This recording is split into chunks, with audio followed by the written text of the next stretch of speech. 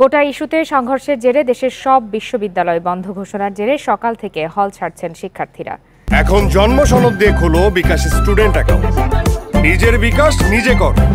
রাজশাহী বিশ্ববিদ্যালয়, রংপুর বেগম রোকেয়া, কুষ্টিয়ার ইসলামী বিশ্ববিদ্যালয়, বরিশাল বিশ্ববিদ্যালয় এবং সিলেটের শাহজালাল বিজ্ঞান ও প্রযুক্তি বিশ্ববিদ্যালয় বন্ধ ঘোষণা করে শিক্ষার্থীদের হল ত্যাগের নির্দেশ দিয়েছে কর্তৃপক্ষ।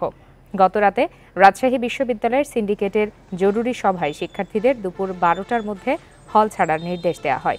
কুষ্টিয়া ইসলামী বিশ্ববিদ্যালয়ে দুপুর 1টার মধ্যে ছাত্রদের এবং কাল সকাল 10টার মধ্যে ছাত্রীদের হল ত্যাগের নির্দেশ দেওয়া হয়েছে। রংপুর বেগম রোকেয়া বিশ্ববিদ্যালয়ে দুপুর 12টার মধ্যে এবং সিলেটের শাহজালাল বিজ্ঞান ও প্রযুক্তি বিশ্ববিদ্যালয়ে বেলা 3টার মধ্যে হল ছাড়তে বলেছে প্রশাসন। এদিকে বরিশালের নথুল্লাবাদ এলাকায় ঢাকা বরিশাল সড়ক অবরোধ করেছেন শিক্ষার্থীরা। এছাড়া ফেনীতে কোটা বিরোধীদের সাথে ছাত্রলীগের ধাওয়া পাল্টা ধাওয়ায় এক পুলিশ সদস্য আহত হয়েছেন।